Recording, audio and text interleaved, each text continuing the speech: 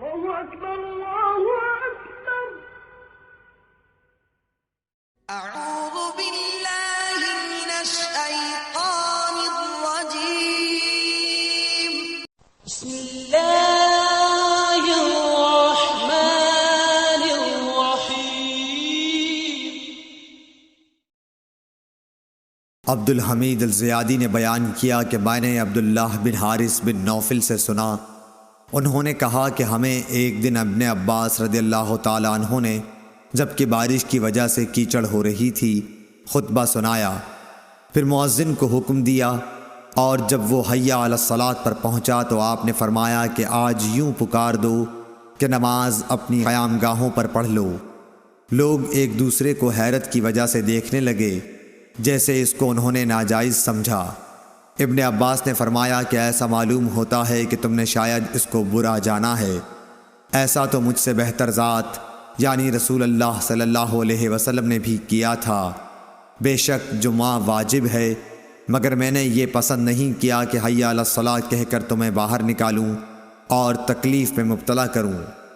اور حماد عاصم سے، وہ عبداللہ بن حارث سے، وہ ابن عباس سے اسی طرح روایت کرتے ہیں۔ البتہ انہوں نے اتنا اور کہا کہ ابن عباس رضی اللہ تعالیٰ عنہ نے فرمایا کہ مجھے اچھا معلوم نہیں ہوا کہ تمہیں گناہ گار کروں اور تم اس حالت میں آؤ کہ تم مٹی میں اور گھٹنوں تک آلودہ ہو گئے ہو۔ صحیح بخاری حدیث نمبر 668۔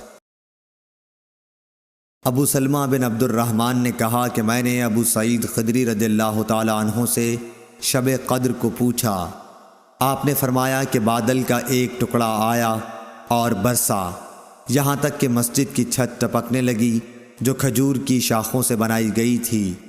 پھر نماز کے لیے تکبیر ہوئی، میں نے دیکھا کہ نبی کریم صلی اللہ علیہ وسلم کیچڑ اور پانی میں سجدہ کر رہے تھے، کیچڑ کا نشان آپ کی پیشانی پر بھی میں نے دیکھا۔ صحیح بخاری حدیث نمبر 669۔ انس بن سیرین نے بیان کیا کہ میں نے انس رضی اللہ تعالیٰ عنہ سے سنا کہ انصار میں سے ایک مرد نے عذر پیش کیا کہ میں آپ کے ساتھ نماز میں شریک نہیں ہو سکتا، اور وہ موٹا آدمی تھا۔ اس نے نبی کریم صلی اللہ علیہ وسلم کے لیے کھانا تیار کیا اور آپ کو اپنے گھر دعوت دی، اور آپ کے لیے ایک چٹائی بچھا دی اور اس کے کنارے کو صاف کر کے دھویا۔ حضور صلی اللہ علیہ وسلم نے اس بوریے پر 2 رکعتیں پڑھیں۔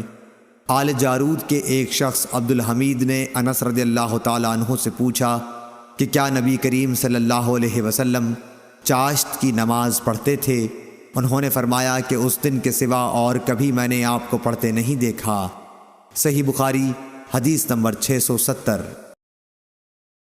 یحییٰ بن سعید قطان نے ہشام بن عروہ سے بیان کیا، کہا کہ مجھ سے میرے باپ نے بیان کیا، انہوں نے حضرت عائشہ رضی اللہ تعالی عنہا سے سنا، انہوں نے نبی کریم صلی اللہ علیہ وسلم سے کہ آپ نے فرمایا کہ اگر شام کا کھانا سامنے رکھا جائے اور ادھر نماز کے لیے تکبیر بھی ہونے لگے تو پہلے کھانا کھا لو۔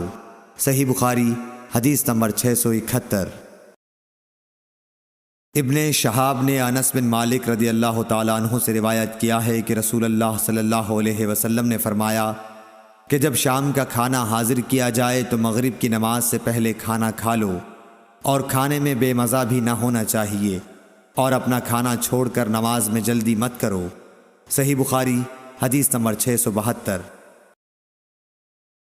عبداللہ بن عمر رضی اللہ تعالیٰ عنہ سے روایت ہے کہ حضرت صلی اللہ علیہ وسلم نے فرمایا کہ جب تم میں سے کسی کا شام کا کھانا تیار ہو چکا ہو اور تکبیر بھی کہی جا چکی تو پہلے کھانا کھا لو اور نماز کے لیے جلدی نہ کرو، کھانے سے فراغت کر لو۔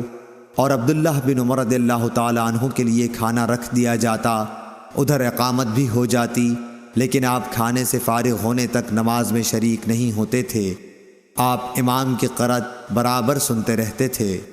صحیح بخاری حدیث نمبر 600۔